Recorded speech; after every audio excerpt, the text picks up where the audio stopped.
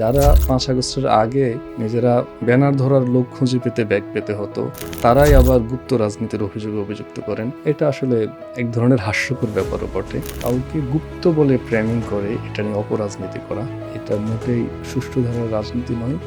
জুলাইয়ের আকাঙ্ক্ষার যে রাজনীতি, সে আকাঙ্ক্ষাকেও এটা ধারণ করে না।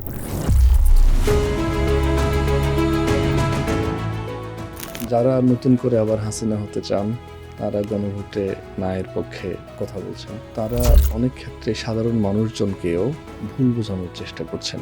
আপনার কাজটা আসলে কি? নির্বাচিত কোনো রাজনৈতিক দলের ছাত্র সংগঠন ক্যাম্পাসে আবার পেশি শক্তির রাজনীতি করবে, নিজেদের ইচ্ছা মতো অনেক কিছু করে ফেলবে। আমরা আশাবাদী নিয়মের বাইরে গিয়ে কেউ এটা করতে পারবে না ইনশাআল্লাহ। আমরা আশা করতে চাই তারাই হচ্ছে সামনের দিনে পার্লামেন্টে নির্বাচিত হয়ে আসবেন, যারা দেশকে রিয়েলি ভালোবাসেন এবং দেশের মানুষের জন্য জেনুইনলি কাজ করতে চান, বাংলাদেশের চিত্র চেঞ্জ করে দিবেন। আপনার শিক্ষা প্রতিষ্ঠানের ম্যানেজমেন্ট করে ফেলুন সম্পূর্ণ ডিজিটালাইজড। ব্যবহার করুন তালিমি ক্লাউড স্কুল বা মাদ্রাসা ম্যানেজমেন্ট সফটওয়্যার। সফটওয়্যারটি সম্পূর্ণ ফ্রি ট্রায়াল নিতে এখনই কিউআর কোড স্ক্যান করুন বা কমেন্টে দেওয়া লিঙ্কের ফর্মটি ফিল আপ করুন।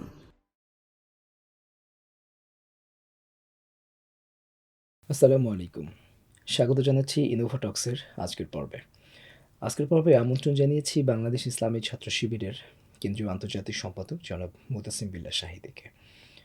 ডাকসু, চাকসু, জকসু সহ বাংলাদেশের ছাত্র সংসদগুলোতে যখন আমরা দেখছি ইসলামী ছাত্র শিবির বিপুল ব্যবধানে জয়লাভ করছে, তখন শুধু দেশেই নয় বরং দেশ এবং দেশের বাহিরে সর্বত্র ইসলামী ছাত্র শিবিরকে নিয়ে মানুষের মাঝে ব্যাপক আগ্রহ তৈরি হয়েছে। ইসলামী ছাত্র শিবির সম্পর্কে মানুষ জানতে চায়, মানুষ ইসলামী ছাত্র শিবিরের ব্যাপারে আরও বেশি আগ্রহী হয়ে উঠেছে এবং এ কারণেই দেশের বাহিরে বিভিন্ন প্রান্তে ইসলামী ছাত্র শিবির নিয়ে যে আগ্রহ রয়েছে, সে আগ্রহ কেন হয়েছে, ইসলামী ছাত্র শিবির সম্পর্কে তারা কী বা জানতে চায়, আনুষঙ্গিক বিষয়গুলো জানবার জন্যে আমরা মূলত আজকের এই পডকাস্টে ইসলামী ছাত্র শিবিরের আন্তর্জাতিক সম্পাদককে আমন্ত্রণ জানিয়েছি। চলুন পরিচয় করিয়ে দিচ্ছি। কেমন আছেন? আলহামদুলিল্লাহ, আমি ভালো আছি। আপনি ভালো আছেন? আলহামদুলিল্লাহ, ভালো আছি। আপনাকে খুবই কুল হেডেড একজন লিডার হিসেবে আমরা দেখে থাকি। আহ, যেমনটা আমরা গত জুলাই অভ্যুত্থানের সময় আমরা যেমনটা দেখেছি যে শিক্ষার্থীরা বলতেন যে মাথা ঠান্ডা কিন্তু রক্ত গরম। আমার মনে হয় যে আপনি সেই জেনজির একজন সত্যিকারের প্রতিনিধিত্বমূলক লিডারশিপ আপনার মধ্যে আছে। আপনি খুবই ঠান্ডা মাথার একজন লিডার। আমরা যখন জগন্নাথ বিশ্ববিদ্যালয় কেন্দ্রীয় ছাত্র সংসদ নির্বাচন হয়েছে, সেখানেও আমরা দেখেছি আপনি পেছন থেকে খুবই ঠান্ডা মাথায় ব্যাপারটি ডিল করেছেন, আপনি নেতৃত্ব দিয়েছেন এবং আলটিমেটলি যে ফসল সেটি আপনি ঘরে তুলেছেন। আপনাকে নিয়ে জানার আগ্রহ অনেকেরই আছে, আমাদেরও আছে। আমরা আপনার সম্পর্কে জানবো এবং একই সাথে ইসলামী ছাত্র শিবিরের যে ইন্টারন্যাশনাল পলিসি রয়েছে, সেই পলিসিগুলো আমরা জানবো এবং যদি ত্রয়োদশ জাতীয় সংসদ নির্বাচনে জামায়াত নেতৃত্বাধীন জোট সরকার গঠন করে, সেক্ষেত্রে ইসলামী ছাত্র শিবিরের কী ভূমিকা থাকতে পারে, আনুষঙ্গিক বিষয়গুলো নিয়ে আমরা আজকের পডকাস্টে জানার চেষ্টা করব। শুরুটা করব আপনার ব্যক্তিজীবন দিয়ে। কোথায় জন্মগ্রহণ করেছেন? আমার জন্ম কুমিল্লার নাঙ্গলকোটে। আচ্ছা, কত সালে জন্মগ্রহণ করেছেন? 1997 সালে। ছোটোবেলায় বেড়ে ওঠা গ্রামে। এরপরে প্রথমে চট্টগ্রামে ছিলাম, আলিম চট্টগ্রাম থেকে। এরপরে ঢাকায় আসা। পড়াশোনা কোথায় কোথায়? প্রথমে প্রাইমারি স্কুলে পড়েছি, তারপরে ক্লাস 6 থেকে মাদ্রাসায়। আচ্ছা, এলাকার মাদ্রাসায় পড়েছি, চট্টগ্রামের বাইতুল শরফ মাদ্রাসায় পড়েছি। আচ্ছা। এরপরে ইউনিভার্সিটিতে ভর্তি হওয়া। কোন ভার্সিটিতে? আমি প্রথমে জগন্নাথ ইউনিভার্সিটিতে ভর্তি হয়েছি, ওখান থেকে পলিটিক্যাল সায়েন্সে অনার্স এবং মাস্টার্স শেষ করেছি। আচ্ছা, আর এখন ঢাকা ইউনিভার্সিটিতে ইন্টারন্যাশনাল রিলেশনসে সেকেন্ড মাস্টার্স করছি। আচ্ছা, আচ্ছা, আচ্ছা। আপনি যেহেতু ইন্টারন্যাশনাল রিলেশনে পড়ছেন, এ কারণেই কি আপনাকে আন্তর্জাতিক সম্পাদকের দায়িত্ব দেওয়া হয়েছে? নাকি আন্তর্জাতিক সম্পাদকের দায়িত্বে আছেন বিধায় আপনি ওই সাবজেক্টে পড়াশোনা করছেন?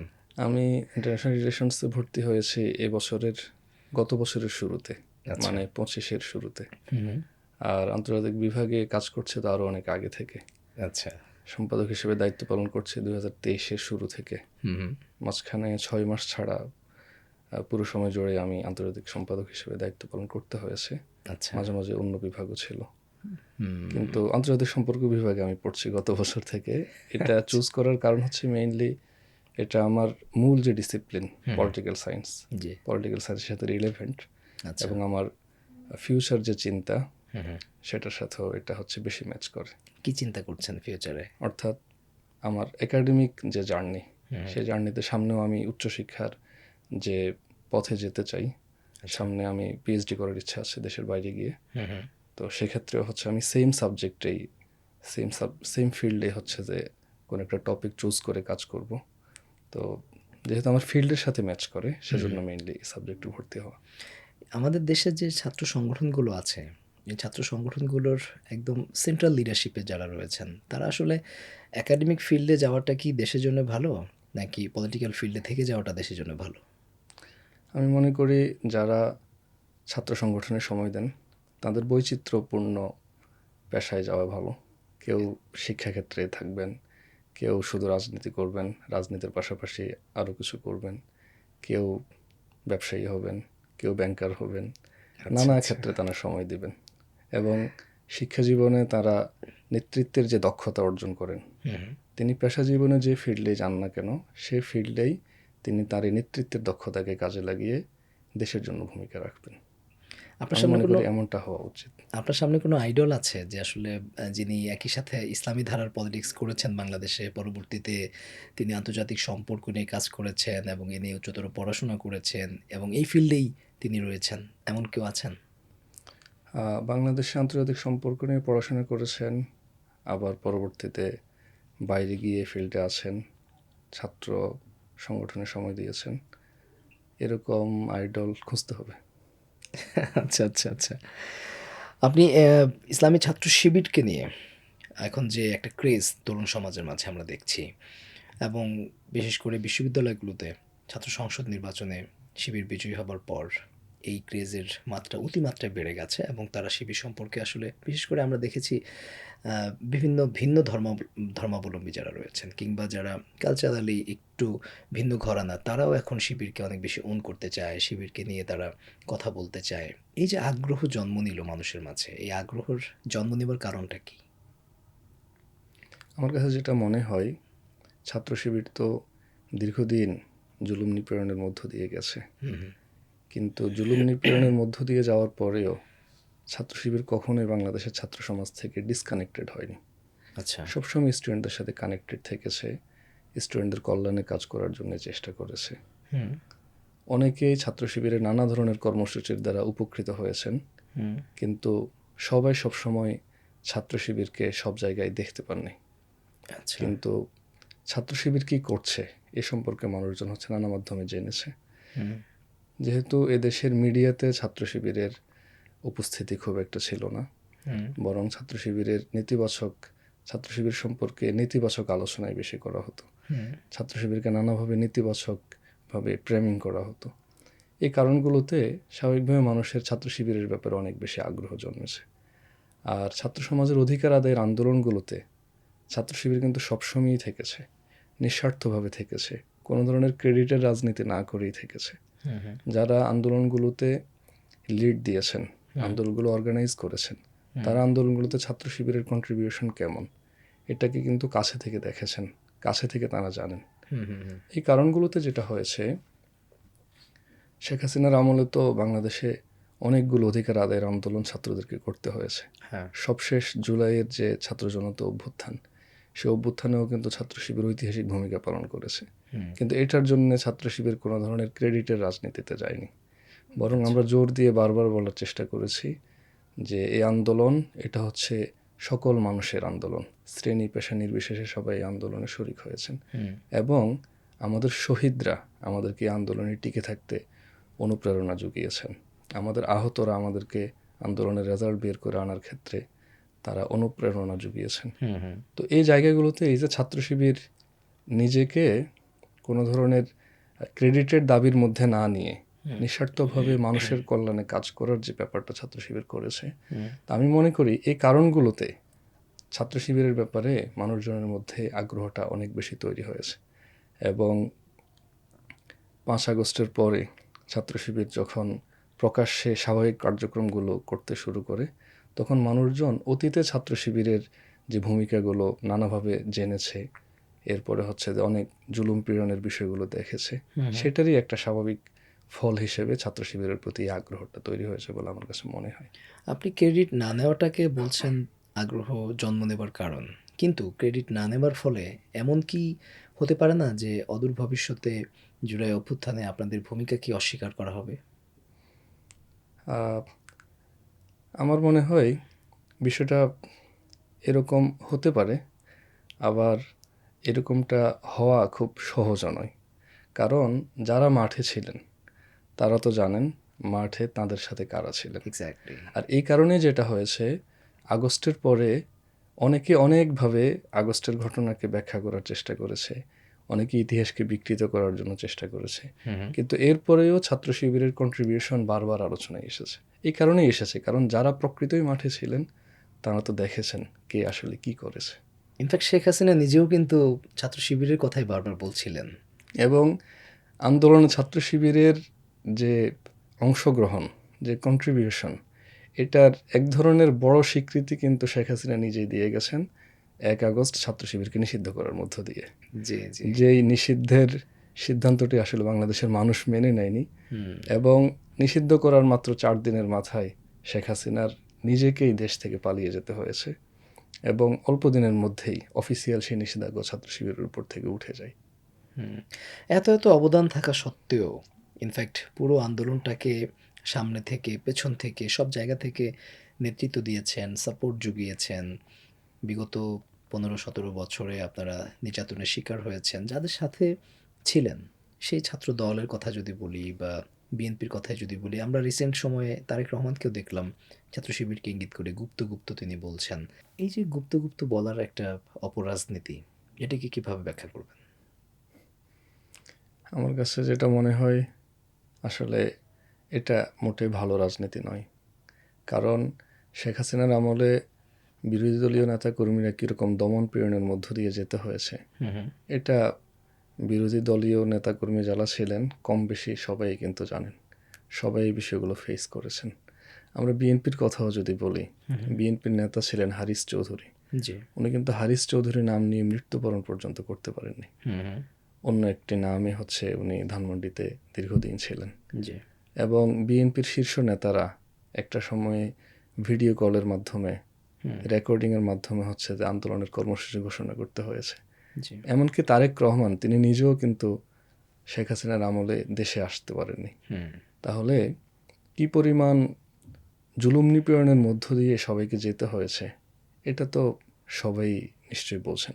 জি। তো এরপরেও কাউকে গুপ্ত বলে প্রেমিং করে এটা নিয়ে অপরাজনীতি করা, আমার কাছে যেটা মনে হয় এটা মোটেই সুষ্ঠু ধারার রাজনীতি নয়। জুলাইয়ের আকাঙ্ক্ষার যে রাজনীতি, সে আকাঙ্ক্ষাকেও এটা ধারণ করে না। তবে প্রসঙ্গটি যেহেতু এনেছেন, একটি কথা না বললেই নয়। শেখ হাসিনার আমলে বিএনপি ছাত্রদল কীরকম আন্দোলন সংগ্রাম করেছে, কীরকম রাজনীতি করেছে, সেটাও তো আমরা দেখেছি। কীভাবে কর্মসূচি ডেকে তারা মাঠে আসতেন না, সে চিত্রগুলোর তো আমরা বাস্তব সাক্ষী। জি। এমনকি ছাত্রদলের কর্মসূচিগুলোতে আমরা দেখি যে ওই সময় ব্যানার ধরার লোকও অনেক সময় পাওয়া যেত না, কিংবা খুবই অল্প সংখ্যক নেতাকর্মী নিয়ে তারা রাজপথে কর্মসূচি পালন করতেন। কিন্তু 5 আগস্টের পরের কর্মসূচির সাথে যদি আমরা 5 আগস্টের আগের সেই কর্মসূচিগুলোর তুলনা করি, তাহলে দেখব যে এখন ছাত্রদলের কর্মসূচিগুলোতে হিউজ উপস্থিতি। তাহলে এই উপস্থিতি ওই সময় কোথায় ছিল? এমনকি আমরা ছাত্রদল যে কমিটিগুলো দিচ্ছে, সেই কমিটিগুলোতেও দেখছে যে অনেক ক্ষেত্রেই ইতিপূর্বে ছাত্রলীগের রাজনীতির সাথে যুক্ত ছিলেন এরকম ব্যক্তিদেরকে পাওয়া যাচ্ছে। এখন আমরাও কি ছাত্রদলকে এরকম গুপ্ত রাজনীতির অভিযোগে অভিযুক্ত করব? আমার কাছে মনে হয় এরকম কাদা ছোড়াছড়ির যে ব্যাপার, এটি মোটেই সুন্দর নয়। বরং ছাত্র শিবিরের নেতাকর্মীরা অনেক জুলুম পীড়নের মধ্য দিয়েও এই 17 বছরই বাংলাদেশি ছিলেন, এবং এদেশের মানুষের সাথে থেকে, এদেশের শিক্ষার্থীদের সাথে থেকেই নিজেদের কাজগুলো আঞ্জাম দেওয়ার জন্য চেষ্টা করেছেন। আমাদের অসংখ্য নেতাকর্মী কারাবরণ করেছেন, অনেকে হচ্ছে যে শহীদ হয়েছেন, অনেকে পঙ্গুত্ব বরণ করেছেন, কিন্তু এরপরেও তারা দৃঢ়তার সাথে হাসিনার আমলে সংগঠনের কাজগুলো আঞ্জাম দিয়ে গেছেন, রাজপথে অধিকার আদায়ের আন্দোলন করে গেছেন। যখন সিচুয়েশন এমন ছিল যে ছাত্র শিবিরের নামে কাজ করতে গেলে সাধারণ স্টুডেন্টদের উপরেও তাদেরকে শিবির বলে তাদেরকে নির্যাতন করার ঘটনা অনেক বেশি ঘটছে। হ্যাঁ। তখন ছাত্র শিবির এমনকি নিজের নাম আন্দোলন সংগ্রামে ছাত্র শিবির যুক্ত আছে এটা যেন প্রকাশ না পায়, হ্যাঁ। এটা এনশিওর করেও শিক্ষার্থীদের পাশে দাঁড়িয়ে আন্দোলনগুলো করার জন্য চেষ্টা করে গেছে। ছাত্র শিবির যে কোনো ফরম্যাটেই হোক সবসময়ই কিন্তু অধিকার আদায়ের জন্যে শিক্ষার্থীদের কল্যাণের ক্ষেত্রে এবং আমাদের দেশীয় স্বার্থে যখন যেখানে ভয়েস রেজ করা দরকার হয়েছে ছাত্র শিবিরের নেতাকর্মীরা কিন্তু নিয়মিতভাবে এটা করে গেছেন। হ্যাঁ। এখন সেই ছাত্র শিবিরের নেতাকর্মীদেরকে যদি যারা 5 আগস্টের আগে নিজেরা ব্যানার ধরার লোক খুঁজে পেতে ব্যাগ পেতে হতো, হ্যাঁ। তারাই আবার গুপ্ত রাজনীতির অভিযোগে অভিযুক্ত করেন, এটা আসলে এক ধরনের হাস্যকর ব্যাপারও বটে। আমি মনে করি এরকম বিষয়গুলো নিয়ে আলোচনা না করে আমাদের এখন আলোচনা করা উচিত আমরা এখন ছাত্র রাজনীতি কিভাবে প্র্যাকটিস করতে চাই। হুম। যারা শিক্ষার্থী, যারা ছাত্র রাজনীতির সাথে যুক্ত, তারা তো পড়াশোনা শেষ করে পেশা জীবনে ঢুকবেন। হ্যাঁ। সেক্ষেত্রে পেশা জীবনে গিয়ে যেন তারা যোগ্যতার সাথে যিনি যে পেশায় যান সেই পেশায় কন্ট্রিবিউট করতে পারেন, সেটার জন্য এখনই নিজেকে কিভাবে গড়তে পারেন, সেটার জন্য ছাত্র সংগঠনগুলো কি ভূমিকা রাখতে পারে, দেশের পলিসি মেকিং লেভেলে ছাত্র সংগঠনগুলো কিভাবে কন্ট্রিবিউট করতে পারে, হুম। হুম। বাংলাদেশের মানুষের শিক্ষার্থীদের প্রতি যে আকাঙ্ক্ষা, সে আকাঙ্ক্ষা পূরণে ছাত্র সংগঠনগুলো কিভাবে ভূমিকা রাখতে পারে, ছাত্র সংগঠনগুলো এই বিষয়গুলো নিয়ে কাজ করার সুযোগ রয়েছে। আপনি যে প্র্যাকটিসের কথা বললেন, ছাত্র সংগঠনগুলো তারা আসলে কোন পলিসি প্র্যাকটিস করবে বা কোন এথিক্স নিয়ে তারা পরিবর্তিত বাংলাদেশের রাজনীতি করবে, আপনি কেমন প্রত্যাশা করেন? যেমন আমরা যদি ক্যাম্পাসে সহাবস্থানের রাজনীতির কথা বলি, হুম। যে খুনি হাসিনার আমলে ক্যাম্পাসে সহাবস্থানের রাজনীতি ছিল না, জি। বরং ছাত্রলীগ এককভাবে সবকিছু কন্ট্রোল করেছে। বিরোধী দলীয় নেতাকর্মী যারা, তাদের উপর অনেক জুলুম পীড়ন চালিয়ে তাদেরকে তাদের শিক্ষা জীবনকে পর্যন্ত বাধাগ্রস্ত করেছে। এখন আমরা আলোচনা করতে পারি যে আমরা কিভাবে মিলেমিশে থাকতে পারি, জি। কিভাবে আমরা আমাদের মধ্যে যেন ভুল বোঝাবুঝি তৈরি না হয়, কোনো একটা বিষয় নিয়ে যেন দূরত্ব তৈরি না হয়, জাতীয় স্বার্থে আমরা কিভাবে একমত থাকতে পারি, কিভাবে ঐক্যবদ্ধ থাকতে পারি, এই বিষয়গুলো নিয়ে কিন্তু আমাদের ডায়ালগ হওয়ার সুযোগ রয়েছে এবং এই বিষয়গুলো নিয়ে কাজ করার যথেষ্ট সুযোগ রয়েছে। এখন ছাত্র সংসদ চালু হওয়ার কারণে এই সুযোগটা কিন্তু আরো বেড়েছে। যেহেতু ছাত্র সংসদ একটা বিশ্ববিদ্যালয়ের সকল শিক্ষার্থীর ভোটে নির্বাচিত, সেহেতু এই ছাত্র সংসদগুলো কিন্তু সবাইকে অ্যাকোমোডেট করে কাজ করার সুযোগ রয়েছে। কিন্তু এখন যদি কোনো ছাত্র সংগঠন নিজেরা ছাত্র সংসদ নির্বাচনে শিক্ষার্থীদের ম্যান্ডেট না পাওয়ার কারণে ছাত্র সংসদের কাজকে বাধাগ্রস্ত করেন, কিংবা সকল স্টুডেন্টের ম্যান্ডেটের ভিত্তিতে যারা প্রতিনিধি হিসেবে নির্বাচিত হয়েছেন তাদেরকে সহযোগিতা করার বদলে তাদের কাজে বারবার বাধা সৃষ্টি করে যান, এটা তো আসলে সহাবস্থানের রাজনীতির যে স্পিরিট সেটাকে ধারণ করে না। আমি মনে করি এরকম এক একটা পয়েন্ট ধরে ধরে ছাত্র সংগঠনগুলোর কিন্তু অনেক কাজ করার আছে, যে আমরা কিভাবে দেশ গঠনে ঐক্যবদ্ধভাবে ভূমিকা রাখতে পারি। আর এটা যদি করা যায়, আমি মনে করি বাংলাদেশের রাজনৈতিক সংস্কৃতির উন্নয়ন ঘটবে এবং দেশ সমাজ সবাই উপকৃত হবে। আমি একটু স্পেসিফিক আপনার যে ডিপার্টমেন্ট, অর্থাৎ আন্তর্জাতিক সম্পাদক ইসলামী ছাত্র শিবিরের, এই জায়গাটার কাজ সম্পর্কে জানতে চাই। আপনার কাজটা আসলে কি? ছাত্র শিবিরের আন্তর্জাতিক বিভাগের 2 ধরনের কাজ রয়েছে। একটা ধরন হচ্ছে একাডেমিক, অর্থাৎ আমাদের যে সকল জনশক্তি উচ্চশিক্ষায় যেতে চান, বিশেষত বিদেশে, আচ্ছা, তাদেরকে সার্বিক সহযোগিতা করা, তাদেরকে গাইড করা, তাদেরকে সংশ্লিষ্ট দেশের বা সংশ্লিষ্ট স্কলারশিপ নিয়ে যারা বিদেশে পড়াশোনা করছেন তাদের সাথে কানেক্ট করে দেওয়া, সংশ্লিষ্ট দেশে গিয়েও যেন তারা বাংলাদেশি কমিউনিটির হেল্প পান এটা এনশিওর করা, তারা যেন বাংলাদেশি কমিউনিটির সাথে কানেক্টেড থাকতে পারেন, বিদেশের মাটিতে গিয়েও কোনো ধরনের অসুবিধায় পড়লে তারা যেন তাদের সমস্যাগুলো বলার একটা জায়গা পান এবং সেটার সমাধান যেন পান, এই বিষয়গুলো নিয়ে আমরা কাজ করি। আচ্ছা, শুধু ছাত্র শিবিরের জনশক্তিই নয়, এমনকি সাধারণ শিক্ষার্থীদেরকেও আমরা এই সহযোগিতাটা করার চেষ্টা করি বিদেশে উচ্চশিক্ষা কেন্দ্রিক। আর আরেকটা ব্যাপার হলো কমিউনিকেশন রিলেটেড, অর্থাৎ দুনিয়া জোড়া আরও যেসব ছাত্র সংগঠন রয়েছে তাদের সাথে সুসম্পর্ক রক্ষা করা, তাদের সাথে যোগাযোগ রক্ষা করা, বাংলাদেশে যে সকল বিদেশি মিশন রয়েছে তাদের সাথে যোগাযোগ রক্ষা করা, সংগঠনের স্ট্যান্ডগুলো তাদের কাছে ক্লিয়ার রাখা এবং এক ধরনের সুসম্পর্ক তাদের সাথে বজায় রাখা, সংগঠনের পক্ষ থেকে এই ভূমিকাটাও কেন্দ্র আন্তর্জাতিক বিভাগ পালন করে। আচ্ছা আচ্ছা, এখন পর্যন্ত বাংলাদেশ ইসলামী ছাত্র শিবিরের সহযোগিতা নিয়ে কিংবা তাদের সাথে যোগাযোগ মেনটেন করে কি পরিমাণ শিক্ষার্থী দেশের বাইরে পড়াশোনা করতে হিউজ গিয়েছে? নাম্বার, বিশাল সংখ্যা আলহামদুলিল্লাহ। প্রতি বছরই একটা বড় সংখ্যক স্টুডেন্ট বিদেশে পড়াশোনা করতে যাচ্ছে এবং ছাত্র শিবিরের সহযোগিতায় কিংবা ছাত্র শিবিরের গাইডলাইন নিয়ে বিদেশে পড়াশোনা করতে যাচ্ছেন, এই নাম্বারটাও একটা ভালো সংখ্যক। এটা কি শুধু শিবিরের নেতাকর্মী তাদেরকেই সহযোগিতা করেন, নাকি শিবিরের নেতাকর্মী না বাংলাদেশের যে কোনো নাগরিককে, বাংলাদেশের যে কোনো স্টুডেন্ট সবাইকে আমরা সহযোগিতা করতে চাই। নারী পুরুষ তবে সবাইকে? সাধারণত যেটা হয়, আমরা তো আমাদের জনশক্তিদের সাথে হ্যাঁ। অর্থাৎ ছাত্র শিবিরের যারা নেতাকর্মী তাদের সাথে আমরা সরাসরি কানেক্টেড জি। সাংগঠনিক একটা সিস্টেমের মধ্য দিয়ে। সেজন্য আমরা আমাদের যারা জনশক্তি তাদেরকে সরাসরি সহযোগিতাটা করতে পারি। আর আমাদের জনশক্তিদের থ্রুতে আমরা আরও যেসব জেনারেল স্টুডেন্টের সাথে কানেক্ট হওয়ার সুযোগ পাই, হ্যাঁ হ্যাঁ। আমাদের শাখাগুলোর মাধ্যমে আমরা আমাদের সুযোগের আলোকে তাদেরকে সহযোগিতা করার জন্য চেষ্টা করি। এবং আমাদের ওপেন যে প্রোগ্রামগুলো বিদেশি উচ্চশিক্ষা সংক্রান্ত, জি। সেখানে আমরা সাধারণ যেসব ছাত্রছাত্রী তাদেরকেও যুক্ত করে আয়োজনগুলো করার জন্য চেষ্টা করি। আচ্ছা, আপনি দ্বিতীয় যে কাজের কথা বললেন, অন্যান্য দেশের যে ছাত্র সংগঠনগুলো আছে তাদের সাথে একটা কমিউনিকেশন মেনটেন করা। আমি জানতে চাই যে জামায়াত ইসলামী বাংলাদেশ, এদের সাথে আপনাদের যেমন একটা অ্যালায়েন্স রয়েছে বা একটা আদর্শিক মিল রয়েছে, জামায়াত ইসলামী কিন্তু পাকিস্তানেও আছে। সেখানে ইসলামী ছাত্র শিবির আছে কি? পাকিস্তানে জামাত ইসলামী আছে, পাকিস্তানে জামাত ইসলামের ছাত্র সংগঠনও আছে, কি নাম তবে সেটি সেটার? ছাত্র শিবির নামে নয়। এখানে একটি তফাত আছে। আচ্ছা।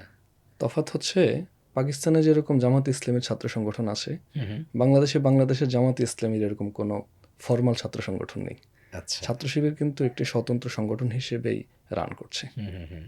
কোনো সংগঠনের ছাত্র সংগঠন হিসেবে ঠিক নয়। আচ্ছা। তো পাকিস্তানে যে সংগঠনটি জামাত ইসলামের ছাত্র সংগঠন হিসেবে রান করছে সেটি হচ্ছে ইসলামী জমিয়তে তোলাবা পাকিস্তান। আচ্ছা, বা ইসলামী ছাত্র শিবিরের যেই প্রভাব আমরা দেখি বা এটা যে গ্রহণযোগ্যতা বাংলাদেশে, আপনি যে সংগঠনের কথা বললেন জমিয়তে তলবা, সেটি কি পাকিস্তানে এতটা প্রভাব কিংবা এতটা গ্রহণযোগ্যতা আছে তাদের? আমি পাকিস্তানে তো যাওয়ার সুযোগ পেয়েছিলাম এবং আমি যেটা দেখেছি এবং যা আমি জেনেছি, পাকিস্তানে ইসলামী জমিয়তে তোলাবা পাকিস্তানের প্রভাব বেশ ভালোই। বরং বাংলাদেশে ন্যাশনাল লেভেলে অনেকগুলো ছাত্র সংগঠন কাজ করে, হ্যাঁ। কিন্তু পাকিস্তানে যেহেতু প্রাদেশিক সিস্টেম, ছাত্র সংগঠনগুলোও মেইনলি প্রদেশ কেন্দ্রিক। আচ্ছা। ন্যাশনাল লেভেলে ইসলামী জমিয়তে তোলাবা পাকিস্তান কাজ করছে এবং ইসলামী জমিয়তে তোলাবার কাজ পুরো পাকিস্তান জুড়েই আছে। আচ্ছা আচ্ছা। সেজন্য এই সংগঠনটি সেখানে বেশ প্রভাবশালী বলা যায়। পাকিস্তানের বাইরে আমি যদি বলি তাহলে আমাদের পার্শ্ববর্তী দেশ ইন্ডিয়া আছে, কিংবা নেপালের কথা যদি বলি, শ্রীলঙ্কার কথা, অথবা আমাদের আরেকটা মুসলিম দেশ যেটি আফগানিস্তানের কথা আপনি বলছেন যে সেখানে তালেবান ক্ষমতায় আছে। আমি একটু স্পেসিফিক করে যদি জানতে চাই যে আফগানিস্তানে সেখানে স্টুডেন্ট উইংয়ে ইসলাম নিয়ে কাজ করে এমন কোনো প্ল্যাটফর্ম, এমন কোনো সংগঠন আছে কিনা, কিংবা ইন্ডিয়ার মতো জায়গাতে সেখানেই তো যে সকল মুসলিমরা আছেন আসলে, যদিও তারা সংখ্যালঘু হিসেবে আছেন, সেখানেও কি ইসলাম নিয়ে কাজ করে ছাত্রদের এমন কোনো প্ল্যাটফর্ম আছে কিনা আপনার জানা মতে? হ্যাঁ, দুইটি দেশে আছে, আফগানিস্তানেও আছে, ইন্ডিয়াতেও আছে। আচ্ছা। তবে আফগানিস্তানে তো তালেবান ক্ষমতায় আসার পরে অন্যান্য রাজনৈতিক দলগুলোকে নিষিদ্ধ করে দেয়। সে কারণে আগে যে রাজনৈতিক দলগুলো ছিল, আগে যে ছাত্র সংগঠনগুলো ছিল, তারা তালেবান আসার পরে আর আগের মতো করে কর্মতৎপরতা চালাতে পারছেন না। আচ্ছা। তবে এখনও তারা আফগানিস্তানে আছেন, কাজ করছেন। এখন অনেকটা সামাজিক সংগঠনের মতো করে তারা ফাংশন করছেন। ইন্ডিয়া তো এরকম ছাত্র সংগঠন আছে মুসলিম স্টুডেন্টদের, তারাও যতটা না পলিটিক্স করেন এর চেয়ে বেশি সোশ্যাল ওয়ার্ক করেন মেইনলি।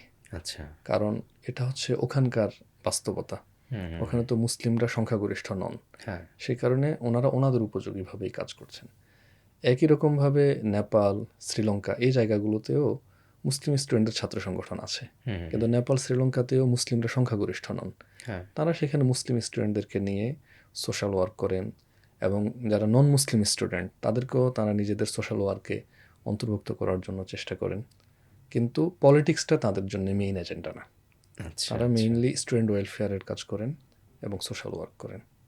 সাবকন্টিনেন্টের বাইরে যদি যাই, সেখানে ফিলিস্তিনের কথা যদি বলি, সেখানকার কোনো ছাত্র সংগঠন আছে কিনা যাদের সাথে আপনাদের হয়তো যোগাযোগের কথাও যদি জানতে চাই, অথবা তাদের কার্যক্রম সম্পর্কে যদি জানতে চাই? আহ, পৃথিবীর সব দেশে আসলে যুবকদেরকে নিয়ে কাজ করে, ছাত্রদেরকে নিয়ে কাজ করে, এরকম অনেক সংগঠন আছে। তবে আমাদের সাবকন্টিনেন্টে ছাত্র সংগঠনের বাস্তবতা যেমন, অন্যান্য দেশে কিন্তু ছাত্র রাজনীতি ঠিক এভাবে নেই। আচ্ছা। অন্যান্য দেশে যুব সংগঠন হচ্ছে গুরুত্বপূর্ণ, এবং ক্যাম্পাসগুলোতে মেইনলি যে যুব সংগঠনগুলোই হচ্ছে কাজ করে, বা কিছু ক্ষেত্রে হচ্ছে যুব সংগঠনগুলোর স্টুডেন্ট উইং থাকছে। তারা হচ্ছে যে স্টুডেন্টদেরকে নিয়ে নানা অ্যাক্টিভিজম করেন, হ্যাঁ। কিন্তু যুব সংগঠন হচ্ছে মেইন। আমাদের এই সাবকন্টিনেন্টের বাইরে ছাত্র সংগঠনের রাজনীতি আসলে অন্যান্য দেশে আমাদের মতো ফাংশন করে না। এরকম ভাবে আছে বলে আমার জানা নেই। আচ্ছা। এমনকি ওয়েস্টের দেশগুলোতেও ছাত্র রাজনীতি হচ্ছে অনেকটা ইউনিভার্সিটিগুলোর ক্যাম্পাসগুলোর স্টুডেন্ট ইউনিয়ন কেন্দ্রিক। আমাদের দেশের মতো ঠিক এরকম ছাত্র রাজনীতি ওখানেও আছে বলে আমার জানা নেই। অর্থাৎ এই যে মহানগর পর্যায়ে, জেলা পর্যায়ে আমাদের দেশে যেভাবে কমিটি, একদম ওয়ার্ড পর্যায়ে ছাত্রদের কমিটি থাকে, এই সিস্টেমটা হয়তো আপনি বলছেন এবং যে আমাদের দেশে ছাত্র রাজনীতির যে প্র্যাকটিস, এবং অনেক ক্ষেত্রে ছাত্র সংগঠনগুলো তাদের মাদার অর্গানাইজেশনের পারপাস সার্ভ করার জন্য যেভাবে অ্যাক্টিভিজম করে, অনেক ক্ষেত্রে ছাত্র সংগঠনগুলো যতটা না একাডেমিক ওয়ার্ক করে তার চেয়ে অন্যান্য কাজ অনেক বেশি করে। এই জাতীয় প্র্যাকটিস হচ্ছে যে দুনিয়ার অন্যান্য দেশে আছে বলে আমার জানা নেই। অন্তত ডেভেলপড কান্ট্রিগুলোতে আসলে নাই বললেই চলে। আন্তর্জাতিক একটি ছাত্র সংগঠনের প্ল্যাটফর্ম আমরা জানি ইপসুকে, যার প্রেসিডেন্ট এই মুহূর্তে বাংলাদেশি একজন সেক্রেটারি জেনারেল, দুঃখিত, বাংলাদেশি একজন নাগরিক এবং ইসলামী ছাত্র শিবিরের সাবেক একজন কেন্দ্রীয় নেতা, যিনি এই মুহূর্তে জাতীয় সংসদ নির্বাচন করছেন। এবং এর আগে আমরা জেনেছি ইসলামী ছাত্র শিবিরের আরেকজন নেতা ডক্টর সৈয়দ আব্দুল রহমান তাহের, তিনি এই দায়িত্বে ছিলেন। ইপসু কিভাবে সারা পৃথিবীতে ইসলামী ছাত্র সংগঠনগুলোকে সহযোগিতা করে এবং এদের সাথে কিভাবে সমন্বয় করে? আচ্ছা, ইফসো যারা প্রতিষ্ঠা করেছেন তারা আসলে খুবই চমৎকার একটা কাজ করেছেন। এখন থেকে 5 দশক আগে ইফসোর প্রতিষ্ঠা, এবং পৃথিবী জুড়ে যে ইসলামী ছাত্র সংগঠনগুলো রয়েছে তাদেরকে একটা কমন প্ল্যাটফর্মের মধ্যে আনার জন্য প্রতিষ্ঠাতারা উদ্যোগ নিয়েছেন, এবং ইফসুর থ্রুতে মোটামুটি পৃথিবীর 60-এর অধিক দেশের শতাধিক সংগঠন কানেক্টেড। তো ইফসু আমাদেরকে বিশেষ কোনো সহযোগিতা করেন। ইফসুর সহযোগিতার প্রসঙ্গ যদি বলি, তাহলে ওনাদের সহযোগিতাটা হচ্ছে মেইনলি আমাদেরকে পরস্পর কানেক্টেড রাখা। আচ্ছা। তো আমরা ইফসুর থ্রুতে এই সংগঠনগুলোর সাথে যোগাযোগ করতে পারি, এবং নানা সময়ে হচ্ছে যে ইফসু হচ্ছে নানা ধরনের প্রোগ্রাম অ্যারেঞ্জ করে। সাধারণত প্রতি বছর একটি জেনারেল অ্যাসেম্বলি ইফসু করার চেষ্টা করে। সেই অ্যাসেম্বলিতে হচ্ছে অন্যান্য দেশের ছাত্র সংগঠনগুলো আসে, সেখানে আমাদের মধ্যে এক ধরনের ইন্টারেকশন হয়, এক ধরনের মত বিনিময়ের সুযোগ হয়, পরস্পরকে আমরা জানার সুযোগ পাই, কে কীভাবে কাজ করছেন, কে কী ধরনের চ্যালেঞ্জ ফেস করছেন, কোন দেশের কী সিচুয়েশন, এই বিষয়গুলো সম্পর্কে আমরা জানার সুযোগ পাই। এটা ইফসুর মতো একটা প্ল্যাটফর্ম থাকার কারণে সহজ হয়েছে। আমরা এখন জামায়াত ইসলামীর রাজনৈতিক যে পলিসি কিংবা তাদের যে রাজনৈতিক পথ চলা, ইনফ্যাক্ট ইসলামী ছাত্র শিবিরেরও যে একটা মডারেট চিন্তাধারা, এই চিন্তাধারাকে অনেকেই তুরস্ক মডেল বা তার্কি মডেলের সাথে সামঞ্জস্যপূর্ণ একটি কার্যক্রম হিসেবে বিবেচনা করেন। তারা বলতে চান যে তার্কি মডেলেই হয়তো বাংলাদেশে জামায়াত শিবির ক্ষমতায় যেতে পারে, এবং এটি হয়তো এই মুহূর্তে বাংলাদেশের জন্য অ্যাপ্রোপ্রিয়েট একটি মডেল। তার্কি মডেলটা আসলে কি এবং সেটা বাংলাদেশের জন্য কতটুকু উপযোগী? যারা টার্কি মডেল বলেন, আমার মনে হয় এই বিষয়টা তারা ভালো বলতে পারবেন। বাংলাদেশের ক্ষেত্রে তারা টার্কি মডেল বলতে কী বোঝেন, কিংবা বাংলাদেশে এটা কিভাবে হচ্ছে এক্সিকিউট হচ্ছে তারা ভালো ব্যাখ্যা করতে পারবেন। তবে আমি মনে করি বাংলাদেশে বাংলাদেশি মডেল চলছে। আচ্ছা। এবং একটা সময়ে পৃথিবীর অনেক দেশে বাংলাদেশি এই মডেলটাই চর্চা হবে। আপনি দেখুন, বাংলাদেশি মডেলের একটা ইউনিকনেস আছে। আচ্ছা। ইউনিকনেসটা কেমন? টার্কি মডেল যেটা, টার্কিতে যেহেতু এরদোয়ান ক্ষমতায় গেছেন, এজন্য এটাকে ইসলামপন্থীদের একটা সাকসেস হিসেবে বিবেচনা করা হয়। জি। কিন্তু টার্কিতে এরদোয়ান কোনো ইসলামী দলের প্রধান হিসেবে কিন্তু ক্ষমতায় যাননি। আচ্ছা।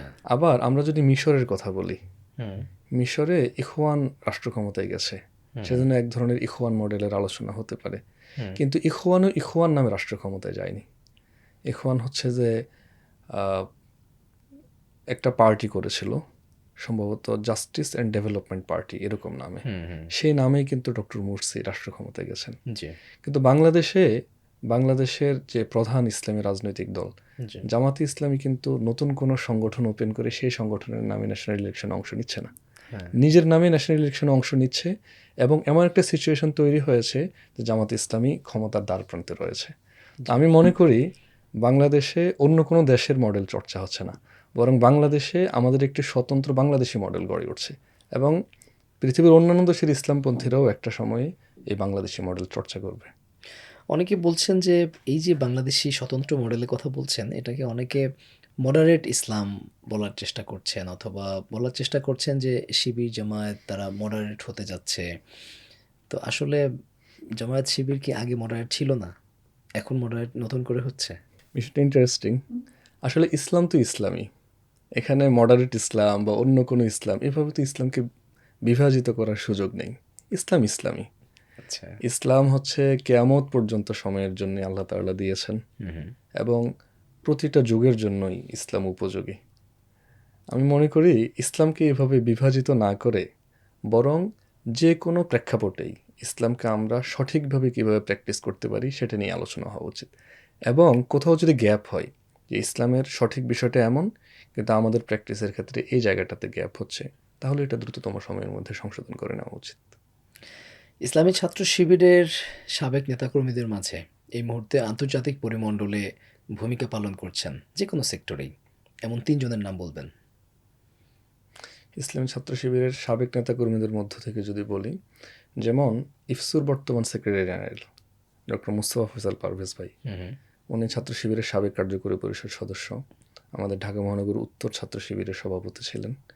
ভাই হচ্ছে এতগুলো দেশের ছাত্র সংগঠনের মধ্যে একটা ইউনিক পজিশনে আছেন, এবং এই পজিশনে থেকে আন্তর্জাতিক পরিমণ্ডলে ভূমিকা পালন করছেন।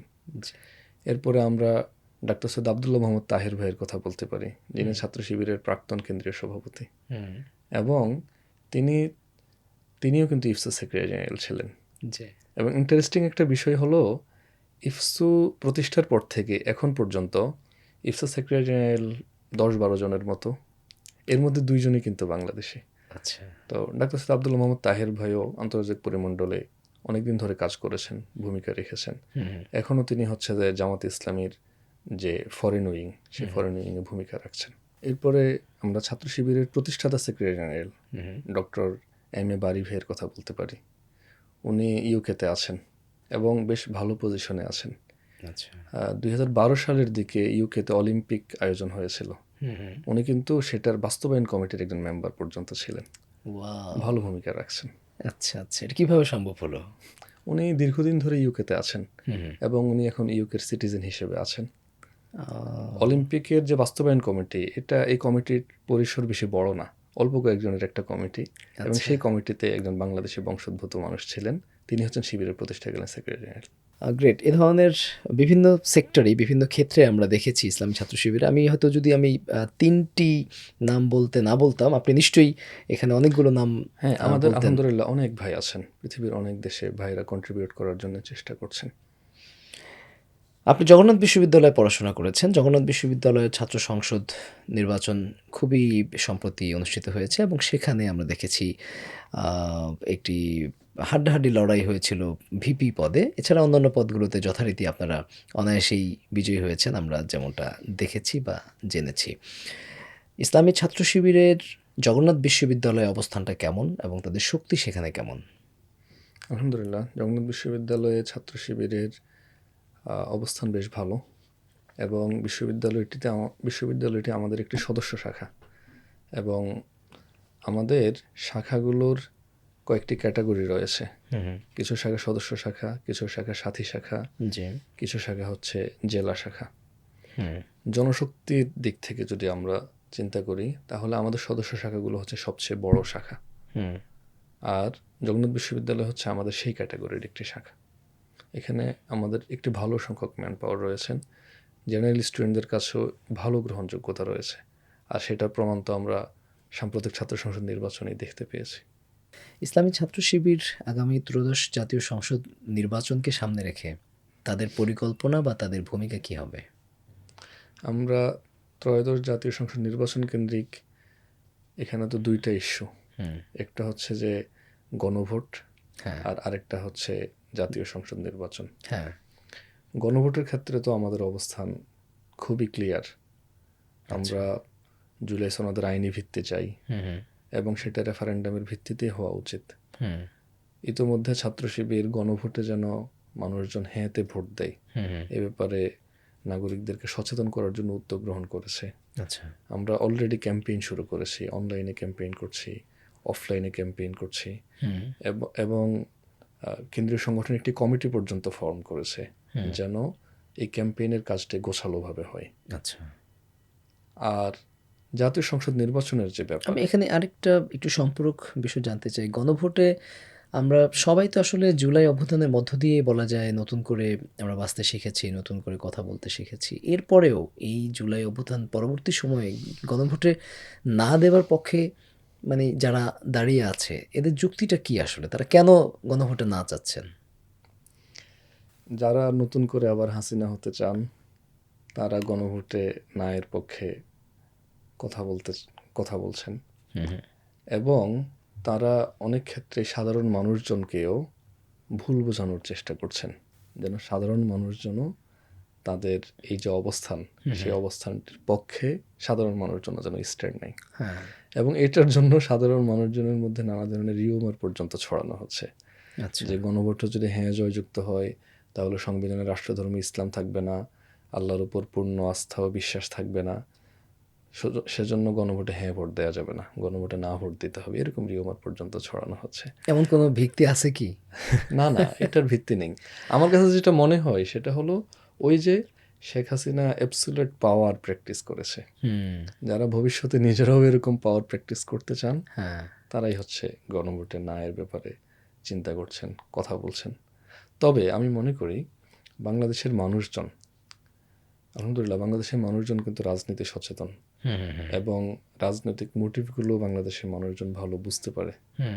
ঐতিহাসিকভাবে বাংলাদেশের মানুষজনের মধ্যে এই রাজনৈতিক সচেতনতা রয়েছে। তো সেই হিসেবে আমি আশা করছি যারা গণভোটে এরকম না এর পক্ষে বলছে তাদের এই না এর পক্ষে বলার যে প্রেক্ষাপট এটা সাধারণ মানুষজন বুঝবেন এবং আমি আশাবাদী মানুষজন হাঁকেই জয়যুক্ত করবেন ইনশাআল্লাহ। আপনি নির্বাচন নিয়ে বলছিলেন।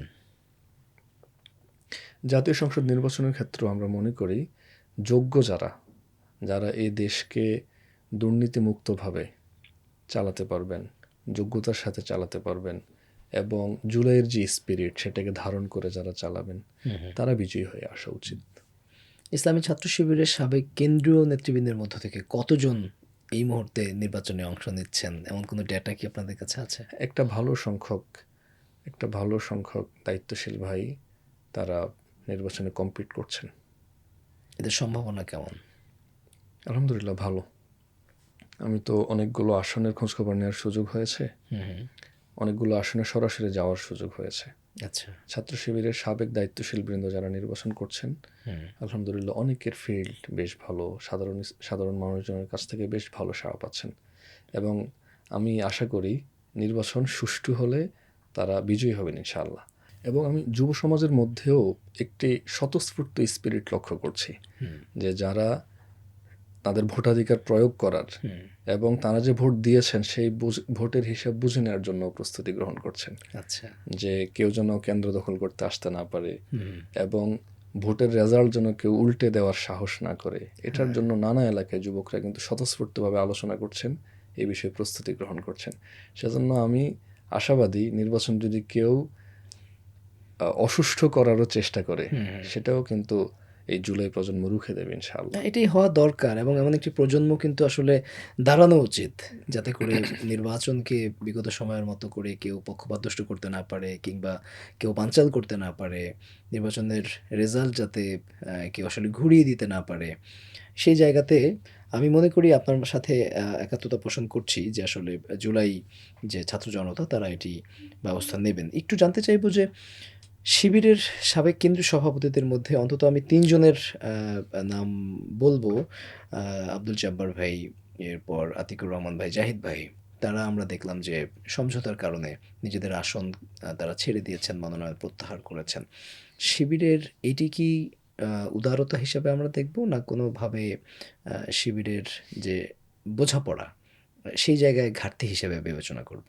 এটা নিঃসন্দেহে উদারতা, কারণ একটা আসনে একজন ভাই যখন দীর্ঘদিন কাজ করেন, তিনি সেখানে যথেষ্ট সময়, শ্রম এবং অর্থ ব্যয় করেন। এটা করার পরে যখন তাকে মনোনয়নপত্র প্রত্যাহার করে নিতে হয়, কারোর মধ্যে অনেক বেশি উদারতা না থাকলে জোটের প্রার্থীকে সাপোর্ট দিয়ে এভাবে নিজের ফরম প্রত্যাহার করে নেওয়া তো সম্ভব না। তো আমাদের যে ভাইয়েরা তাদের মনোনয়নপত্র প্রত্যাহার করেছেন, নিঃসন্দেহে তারা স্বপ্নের বাংলাদেশ বিনির্মাণের ক্ষেত্রে তারা তাদের যে উদারতা সেটারই পরিচয় দিয়েছেন। কিন্তু এই আসনগুলো কি জোটের শরিকরা বের করে আনতে পারবেন? যেমন আমি যদি নারায়ণগঞ্জ ৪ এর কথাই বলি, সাবেক কেন্দ্রীয় সভাপতি আব্দুল জব্বার ভাইয়ের যে আসন, বের করে আনতে পারবে? সেখানে আব্দুল জব্বার ভাইয়ের জন্যে যারা কাজ করতেন তারা তো এখন জোটের প্রার্থীর জন্য কাজ করছেন। আমরা আশাবাদী ইনশাআল্লাহ। এই যে উদারতার কথা আপনি বললেন, শিবিরের নেতৃবৃন্দ অথবা জামায়াত নেতৃবৃন্দ কিংবা জোটের অন্যান্য যারা আছেন তারা যে একটি উদারনৈতিক জায়গা থেকে জোটের প্রার্থীর জন্যে নিজে আসন স্যাক্রিফাইস করছেন। অন্যদিকে কিন্তু আমরা দেখছি যে বিরোধী দলের যারা, তারা কিন্তু এক্ষেত্রে ব্যাপক মিথ্যাচার করার একটা অপচেষ্টা চালিয়ে থাকেন। আমি কোনো দলের নাম না বলেও যদি আমি বলি, আমরা দেখব যে এই জায়গাতে তারা বিভিন্ন রকমের অপবাদ কিংবা মিথ্যাচারের চেষ্টা করেন। রাজনৈতিক কালচার যেটি আসলে সংস্কারের প্রত্যাশা ছিল ছাত্র জনতার, বিশেষ করে ৫ই আগস্টের পর, সেই সংস্কার কি আদৌ হয়েছে কিনা? রাজনৈতিক যে কালচারটি, বস্তাপচা কালচারটি ছিল বিগত দিনে, সেই কালচারটি কি পরিবর্তন হয়েছে কিনা? না হলে কেন হয়নি এবং কিভাবে এটি করা দরকার? ৫ আগস্টের পরে যে প্রত্যাশা তৈরি হয়েছে, মূলত ৫ আগস্টের ঘটনার মধ্য দিয়েই যে প্রত্যাশা তৈরি হয়েছে, অনেকে সে প্রত্যাশাকে ঠিকভাবে ধারণ করতে পারছেন না। এটা আমাদের জন্য দুঃখের। তবে এই প্রত্যাশাকে সবগুলো রাজনৈতিক দলই যথাযথভাবে ধারণ করা উচিত এবং আমাদের জন্য রাজনৈতিক সংস্কৃতিকে নতুনভাবে বিনির্মাণের যে সুযোগ তৈরি হয়েছে, এই সুযোগটা সবাই নেওয়া উচিত। এই সুযোগটা যদি আমাদের সবগুলো রাজনৈতিক দল নেয়, এটার দ্বারা কিন্তু দেশ উপকৃত হবে, দেশের সকল মানুষ উপকৃত হবে। এজন্য মিথ্যাচারের রাজনীতি, আগের যে রাজনীতির ধারা, নেতিবাচক যে প্র্যাকটিসগুলো, এই প্র্যাকটিসগুলো থেকে সবগুলো রাজনৈতিক দলেরই বের হয়ে আসার চেষ্টা করা উচিত। অনেক রাজনৈতিক দল চেষ্টা করছে নিজেদেরকে যে গণমানুষের প্রত্যাশার আলোকে ঢেলে সাজানোর, জুলাইয়ের যে প্রত্যাশা সেটার আলোকে কাজ করার। আর যারা এখনও এটা পুরোপুরি পারছেন না, আমরা আশা করতে চাই তারাও এটা পেরে উঠবেন ইনশাআল্লাহ। আমি একটু জানতে চাইবো, আপনি শিবিরের কেন্দ্রীয় একজন নেতা। এই মুহূর্তে যেহেতু পুরো দেশ বেসিক্যালি নির্বাচনী ট্রেনে উঠে গেছে, সবার একই আগ্রহের জায়গা নির্বাচন। ইসলামী ছাত্র শিবির কি শুধুই নির্বাচন নিয়ে ব্যস্ত, নাকি ছাত্র শিবিরের এই সময়টাতেও গঠনমূলক কোনো কার্যক্রম আছে? আমাদের স্বাভাবিক যে কার্যক্রমগুলো সেগুলো অব্যাহত আছে। এর পাশাপাশি নির্বাচন কেন্দ্রিক আমরা যেটা করছি, নির্বাচনের গণভোটের জন্য আমরা ক্যাম্পেইন করছি।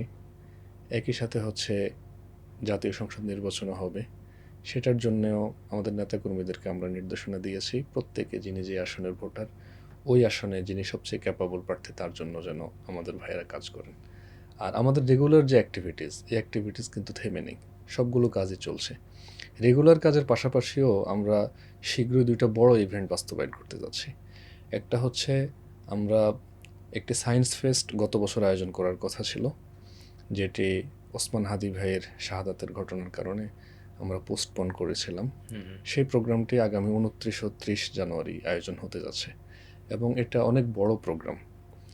এটার আগের যে প্রোগ্রামটা, অর্থাৎ 2024 সালের যে সায়েন্স ফেস্ট, যেটি সোহরাওয়ার্দী উদ্যানে আয়োজন হয়েছিল, সেটি কিন্তু বাংলাদেশের ইতিহাসের বৃহত্তম সায়েন্স ফেস্ট ন্যাশনাল লেভেলে।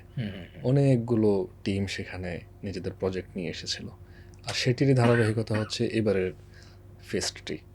নির্বাচনী কাজের মধ্যেও, নির্বাচনী আবহের মধ্যেও কিন্তু আমরা আমাদের ফেস্টটি আয়োজন করা থেকে বিরত থাকছি না, বরং এটি আচ্ছা। আগামী 29 ও 30 জানুয়ারি বাস্তবায়ন হতে যাচ্ছে ইনশাআল্লাহ। শুধু এটিই নয়, আগামী 6 ফেব্রুয়ারি আমাদের প্রতিষ্ঠাবার্ষিকী। প্রতিষ্ঠাবার্ষিকীকে কেন্দ্র করে আমাদের প্রতি বছর যে আয়োজনগুলো থাকে সেই আয়োজনগুলো তো আমরা রাখছি। এর পাশাপাশি খুব সৃজনশীল একটি উদ্যোগ এবার আমরা হাতে নিয়েছি, সেটি হচ্ছে ইউথ আইডিয়া কন্টেস্ট। আচ্ছা। তারুণ্যই বদলাবে বাংলাদেশ, হ্যাঁ, হ্যাঁ, এই মোটোতে আমরা একটি ইউথ আইডিয়া কন্টেস্ট আয়োজন করছি, হুম, যেখানে ইউথরা তাদের আইডিয়া নিয়ে আসবেন।